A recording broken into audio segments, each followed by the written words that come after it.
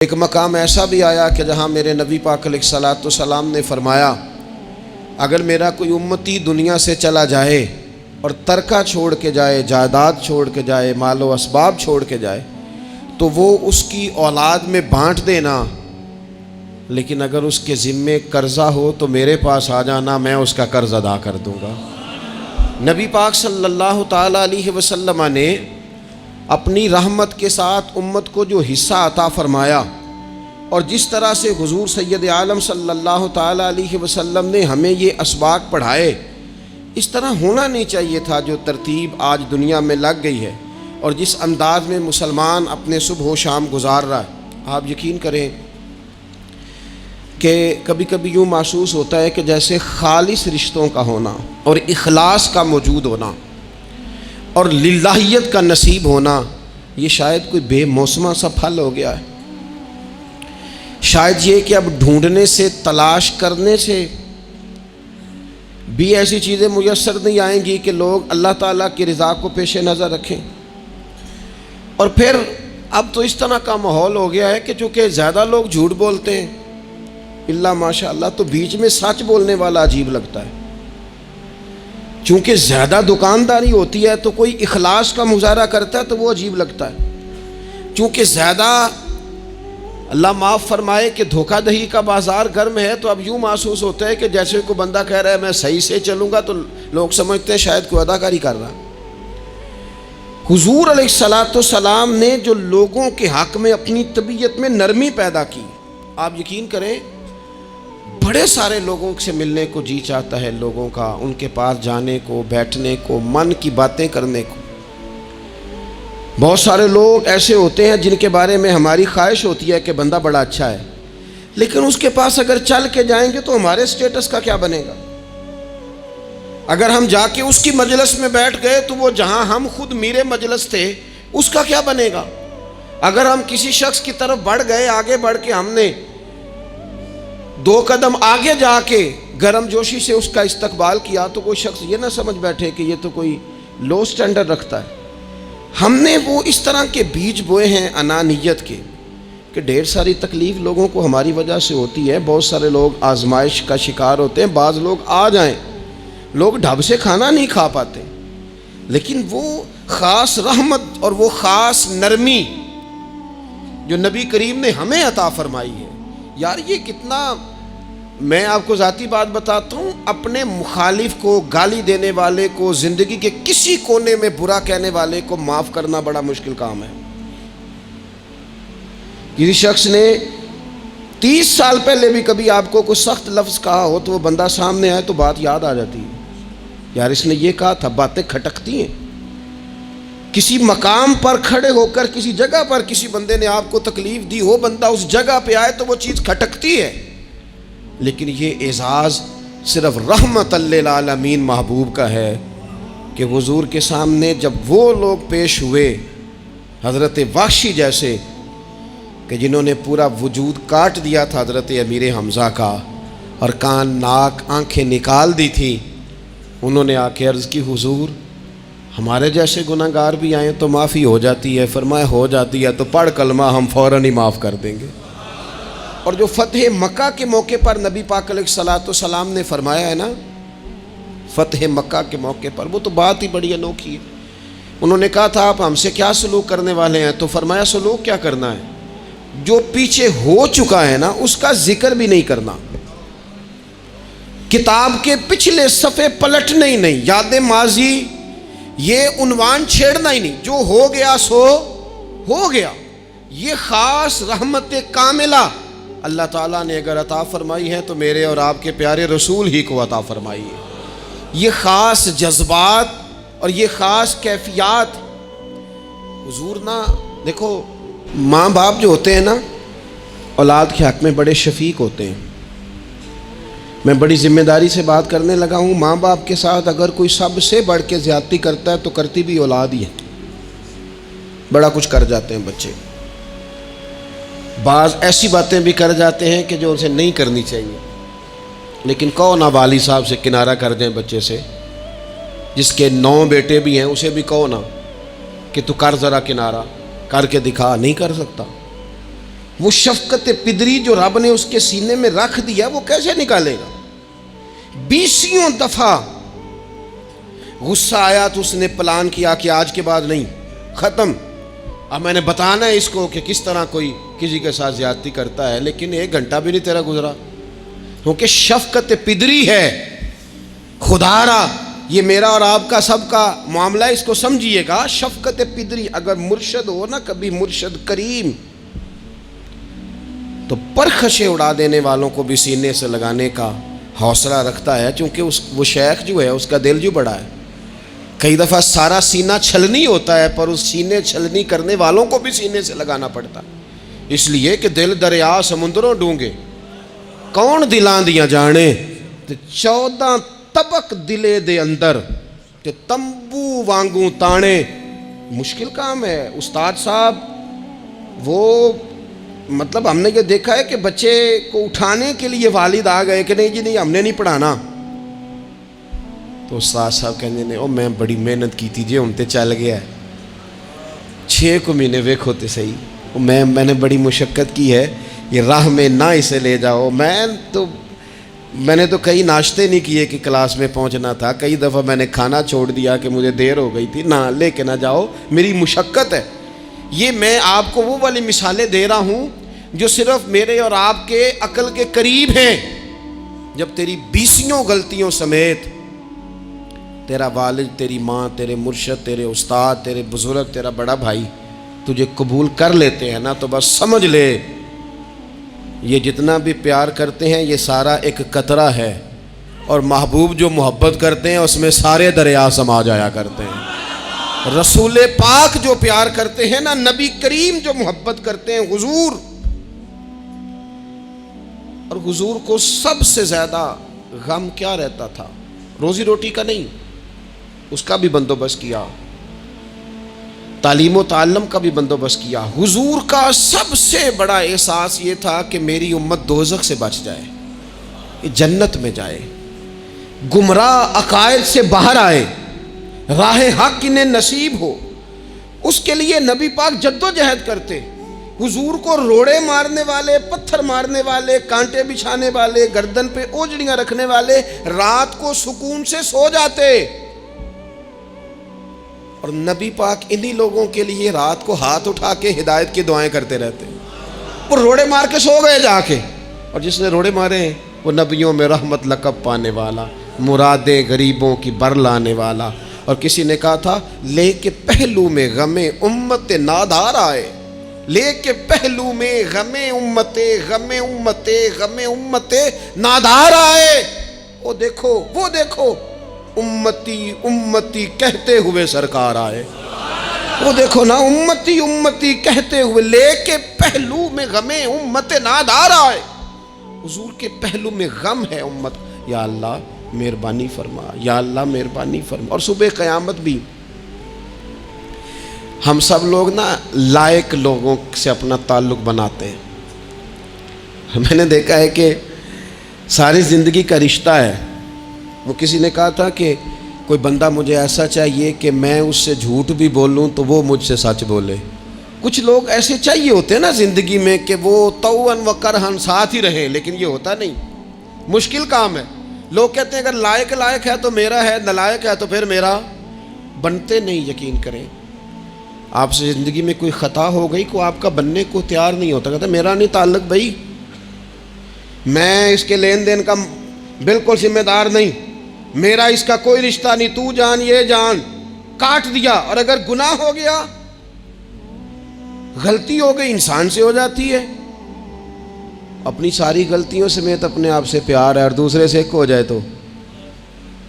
لیکن کچھ لوگ ایسے ہوتے ہیں، حضور غوث پاک کے مدرسے کے اساتذہ نے کہا تھا حضور سبق بانٹنے ہیں، پیریڈ لگانے ہیں، آپ کو کون سی کتاب دے دیں، فقہ، اصول، تفسیر، حدیث، کیا پڑھائیں گے؟ تو آپ فرمانے لگے نہیں، تو مجھے سبق نہ کوئی دو، تم اس طرح کی تقسیم کرو کہ لائق بچے سارے تم رکھ لو، نالائق سارے مجھے دے دو۔ حضور علیہ السلام نے فرمایا قیامت کے دن جو بڑے بڑے گناہ گار ہوں گے نا، بڑے بڑے، وہ میری چادر کے نیچے چھپے ہوئے ہوں گے۔ چور حاکم سے چھپا کرتے ہیں یا اس کے سوا؟ تیرے دامن میں چھپے چور انوکھا تیرا. اور حضور ہمارے وکیل نہیں، حضور ہمارے شفیع ہیں. حضور ہماری وکالت نہیں کریں گے، حضور ہماری شفاعت کریں گے. وکیل وہ ہوتا ہے جو کٹہرے میں کھڑا ہو کے جج صاحب سے کہتا ہے اس نے کوئی جرم نہیں کیا، بلا وجہ الزام لگایا گیا ہے، اس نے کوئی خطا نہیں کی، یہ ذاتی اناد پال رہے ہیں، یہ بندہ ہی بڑا اچھا ہے، یہ تو تھا ہی نہیں موقع پہ، اس نے تو کیا ہی کچھ نہیں، وکالت کرتا ہے اسے معاف کر دو. یہ وکیل ہوتا ہے.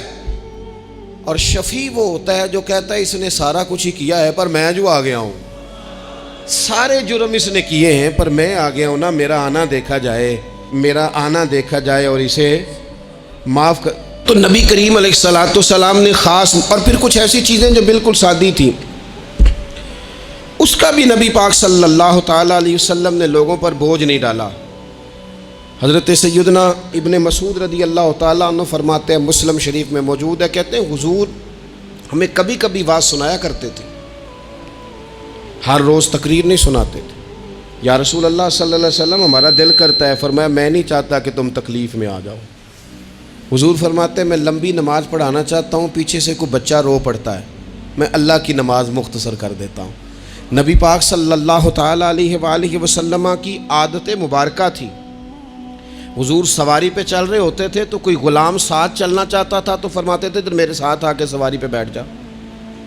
یا رسول اللہ میں آپ کے ساتھ نہیں بیٹھ سکتا، میں تقاضا ادب ہے کہ میں آپ کے ساتھ نہ بیٹھوں. تو حضور فرماتے پھر واپس چلا جا، میری طبیعت گوارا نہیں کرتی کہ میں سواری پہ چلوں اور میرے ساتھ جو لوگ ہیں وہ پیدل سفر کریں. احساسات، جذبات محبوب کریم کو اللہ تبارک و تعالیٰ نے جو دل عطا کیا. آپ دیکھیں چھوٹے چھوٹے بچوں، وہ ہمارے ہاں نا جی بزرگ ناراض نہ مجھ سے ہو جائیں، ہمارے ہاں بزرگ بعضوں کا شکوہ کرتے ہیں، کہتے ہو کاکا ادھر آئے نا تو میرے نہ سلام نہیں لئی. بھئی آپ لے لیتے سلام، یہ کچھ جھگڑے والی بات ہے؟ آپ سلام کر دیں. رسول پاک کی عادت مبارکہ تھی کہ چھوٹے چھوٹے بچے گلیوں میں ہوتے تو حضور آگے بڑھ کے خود انہیں سلام کہتے، ان کے سروں پہ دست شفقت پھیرتے، ان کی چھوٹی چھوٹی باتیں سنتے، ان کے سوالات کے جواب ارشاد فرماتے. اللہ کے پیارے رسول صلی اللہ تعالیٰ علیہ وسلم کا تو یہ معاملہ تھا کہ عبادت کے معاملے میں بھی جب ایک شخص نے کہا کہ یا رسول اللہ میں ساری رات نماز پڑھا کروں گا، سارا دن روزہ رکھوں گا، تو حضور نے فرمایا نہ، آنکھیں تکلیف میں آ جائیں گی، وجود تھک جائے گا. ایک سرکار کی زوجہ محترمہ ام المومنین نے رسی باندھ لی تھی مسجد نبوی میں کہ میں جب تھک جاؤں گی تو ٹیک لگا لوں گی، پر میں نے پڑھنی ساری رات ہے نماز. اللہ کے محبوب نے فرمایا جتنی دیر طبیعت اجازت دے اتنی دیر پڑھو، باقی آرام کرو. اور فرمایا تمہاری آنکھ کا بھی تمہارے اوپر حق ہے، تمہارے وجود کا بھی تمہارے اوپر حق ہے. یہ ساری چیزیں نبی پاک صلی اللہ تعالیٰ علیہ وسلم کی امت کے ساتھ رحمت پر دلالت کرتی ہیں. اسی طور پر آپ دیکھیں کہ نبی کریم علیہ السلام نے 2-3 دن تراویح پڑھی، پھر صحابہ جمع ہو گئے، زیادہ لوگ آ گئے تو سرکار اندر سے باہر ہی نہیں آئے، حجرے میں رہے. فجر کے وقت آئے تو فرمایا مجھے پتہ تھا تم سارے انتظار میں ہو اور تم نے دیر تک میرا انتظار کیا، میں جان بوجھ کے نہیں آیا. کیوں نہیں آئے یا رسول اللہ صلی اللہ تعالیٰ علیہ وسلم؟ تو حضور فرمانے لگے اس لیے نہیں آیا کہ اگر میں آ جاتا اور کچھ دن مستقل یہ نماز پڑھتا تو میرے دل میں خیال آیا کہیں رب کریم اسے فرض نہ کر دے، تمہیں مشقت ہوگی، تمہیں تکلیف ہوگی، لہٰذا میں حضور دل چاہ رہا ہے نفل عبادت کو، اس لیے نہیں کر رہے کہ امت پر کہیں ضروری ہو جائے. حضرت سیدنا عباس فرماتے ہیں کہ ایک انصاری صحابی رات کو مسجد نبوی شریف میں داخل ہوئے. ان دنوں جن دنوں وہ بدر کے قیدیوں کو لایا گیا تھا، تو ان قیدیوں کو رسیاں صحابہ نے زور سے باندھ دی تھی. تو کہتے ہیں کہ میں نے دیکھا نبی کریم علیہ السلام بڑی بے چینی کے عالم میں کبھی ادھر جاتے کبھی ادھر آتے. میں نے عرض کی یا رسول اللہ صلی اللہ تعالیٰ علیہ وسلم خیریت ہے؟ تو حضور نے فرمایا ان قیدیوں میں میرے چچا جناب عباس بھی ہیں، وہ ہائے ہائے کرتے ہیں تو مجھے نیند نہیں آتی. چلو زیادہ نہیں تو تھوڑا احساس کبھی چچا کا بھی پیدا کرنا چاہیے. ویسے چچا چاند نہیں ہوتا، چندہ ہمیشہ ماموں نہیں ہونا ہے. چچا جتنا مرضی بھی خوبصورت ہو بیچارہ چاند ہو سکتا نہیں، چندہ ماموں نہیں ہونا ہے، پکی بات. تو کبھی چچا کا بھی احساس کرنا چاہیے. نبی کریم علیہ السلام نے فرمایا چچا ہائے ہائے کرتے ہیں تو مجھے نیند نہیں آتی. وہ انصاری صحابی بھی فرماتے ہیں کہ میں دوڑا گیا اور میں نے جا کے معلومات کی کہ حضرت عباس رضی اللہ تعالیٰ عنہ کو کہاں باندھا گیا ہے. فرماتے ہیں میں جا کے حضرت عباس کی رسیاں ڈھیلی کر کے آیا تو وہ سکون میں آ گئے. تو آ کے حضور علیہ السلام کو میں نے دیکھا تو سرکار بھی زمین پر بیٹھ گئے، لیکن ابھی چہرے پر بے چینی باقی تھی. میں نے عرض کی حضور میں رسیاں ڈھیلی کر رہا ہوں جناب عباس کی، آپ آرام سے سو جائیں. تو یہاں تک نہیں یہ رحمت رکتی، یہ رحمت کسی مقام پر محدود نہیں ہوتی. میرے کریم کا کرم ہمیشہ برستا ہے تو بغیر رنگ و نسل ہر جگہ برستا ہے. حضور علیہ الصلوۃ والسلام نے فرمایا صرف عباس نہیں، جا سارے قیدیوں کی رسیاں ڈھیلی کر کے آ. سب کو یہ کون لوگ ہیں؟ یہ بدر میں پھول لے کے آئے تھے، یہ گجرے لے کے آئے تھے پھولوں کے، خوشبو کا تحفہ دینے آئے تھے، یہ تو تلواریں لے کے آئے تھے. لیکن یہ اعزاز ہے میرے نبی پاک کا کہ اللہ نے حضور کو رحمت للعالمین بنایا ہے. دلوں کے اندر اتنی گنجائش رسول پاک نے پیدا کی. فرمایا سب کہ رسیاں ڈھیلی کرو تاکہ میں آرام سے سو جاؤں. طبیعتوں کی سختی، مزاجوں کا تلخ پن، اپنی ذات کے خول میں بند ہو کے زندگی گزار دینے والے لوگ، اپنے آپ سے شروع ہو کر اپنے آپ پر ختم ہو جانے والا مزاج، جو میں سوچ رہا ہوں، جو میں دیکھ رہا ہوں، جو میری طبیعت فیصلہ کر رہی ہے، جس اینک سے میں معاشرے کو پڑھ رہا ہوں سارے معاشرے کو اسی طور پہ میں لے کے چلوں گا، یہ سوچیں درست نہیں. ہم نبی کریم علیہ السلام کے ماننے والے ہیں، ہمیں ان ساری باتوں کا خیال اور ادراک کرنا پڑے گا کہ جو ہمیں ہمارے رسول پاک نے سکھائی ہے. انسان پر بعض اوقات کچھ لوگ اس طرح کا بھی اس کے ساتھ رویہ اختیار کرتے ہیں کہ رد عمل کے طور پر کچھ کہنا پڑتا ہے.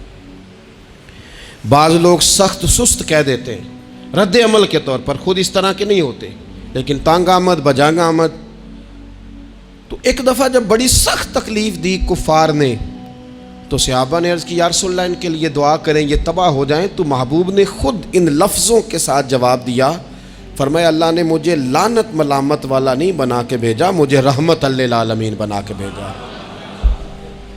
انہیں ہر وقت تانے دیتے رہنا، ہر وقت کھڑے رہنا. یہ دیکھیں نا میرے ملک کا ماحول کیا بنا ہوا ہے، رائے کا اختلاف ہی ہے نا،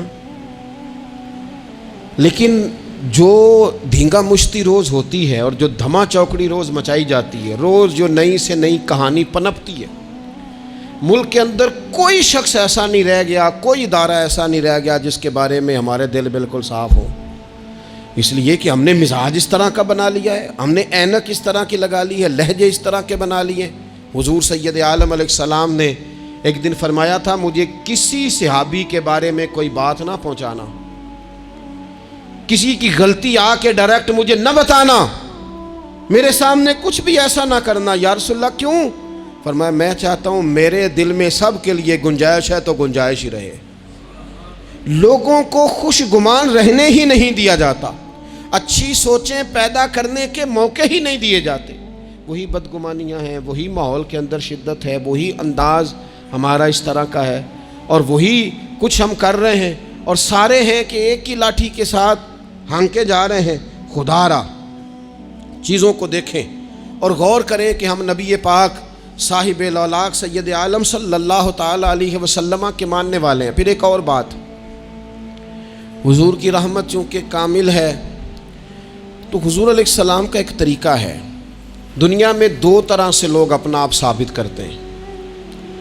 ایک پورے ماحول میں لوگ اندھیرا کرنا چاہتے ہیں تاکہ میں صحیح طرح چمک جاؤں. وہ پھر بتاتے ہیں کہ اس وقت دنیا میں کوئی آدمی بھی میرے سوا ٹھیک نہیں ہے. کسی کا بھی تذکرہ ان کے سامنے کیا جائے تو ایک دو چار کمزوریاں اس کی وہ بتا دیتے ہیں، کیونکہ وہ فل اندھیرا کرنا چاہتے ہیں اور سمجھتے یہ ہیں کہ جب میں اندھیرا کروں گا تو پھر میں زیادہ چمک جاؤں گا. اس لیے باقاعدہ منصوبہ بندی کی جاتی ہے اور باقاعدہ لوگ بٹھائے جاتے ہیں اور کردار کشی کرنا ایک پورا ماحول بنا دیا گیا. اور کوئی بھی شخص اس سے مبرہ نہیں، وہ دینی تعارف رکھتا ہو یا دنیاوی تعارف رکھتا ہو، سیاسی سماجی معاشرے میں کوئی مقام رکھتا ہو یا سیاسی قد کاٹ سے اس کا تعارف ہو، کردار کشی عام بنا دی گئی اور اس پر لوگ خوش ہوتے ہیں. میرے بھائیوں، नबी करीम ने भी अपना इस्बात किया है, लेकिन रसूल पाक का तरीका ये नहीं है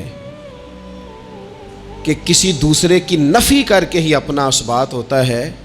कुरान तो नबी पाक पे नाजिल हुआ है ना, हुजूर कुरान लेके आए हैं, पर इस कुरान में तो हज़रत मूसा की तारीफ़ें भी हैं, हज़रत ईसा के तज़किरे भी हैं, जनाब ईसा के मोजज़ात भी हैं, इसमें तो हज़रत नूह का ज़िक्र भी है, इसमें तो हज़रत आदम का ज़िक्र भी है, इसमें तो हज़रत यूसुफ़ अलैहिस्सलाम के हुस्न और जमाल और कमाल के तज़किरे, इसमें तो जनाब लुकमान हकीम की हिकमत और दानाई की बात है, इसमें तो हज़रत खज़र का तज़किरा है।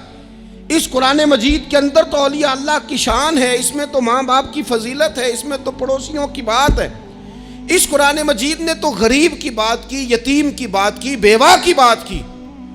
तो रसूल करीम ने बताया कि दूसरों को पीछे करके अपने आप को आगे नहीं किया जा सकता, तुम सबको साथ लेके चलो, तुम्हें अल्लाह इमामत अता फरमा देगा। हुजूर ने तारुफ कराया अपनी उम्मत को सारे नबियों का, रसूलों का, हुजूर ने उनके तज़किरे किए, हदीस में उनके तज़किरे हुए, हुजूर ने हर एक की शानें बुलंद कर कर के बयान की और फरमाया किसी नबी की बात मेरे साथ मिलाकर इस तरह ना करना कि उनकी कसर शान हो जाए माज़अल्लाह, मेरा और उसका तकाबुल इस तरह ना करना कि वहाँ कसर शान। वो किसी ने मेरे आला हज़रत के सामने कहा था ना, शान यूसुफ जो दबी वो भी इसी दर पे दबी, तो आला हज़रत कहने लगे हुजूर तो किसी को दबाने आई नहीं, ये तू क्या बात कर रहा है, तू कह शान यूसुफ जो बड़ी वो भी इसी दर से बड़ी। ये कह कि नबी पाक तो इज्जतें देने आए, हर एक की किस्मत में हुजूर ने इज्जत लिखी। कहा बाप राजी हो गया तो रब राजी हो गया।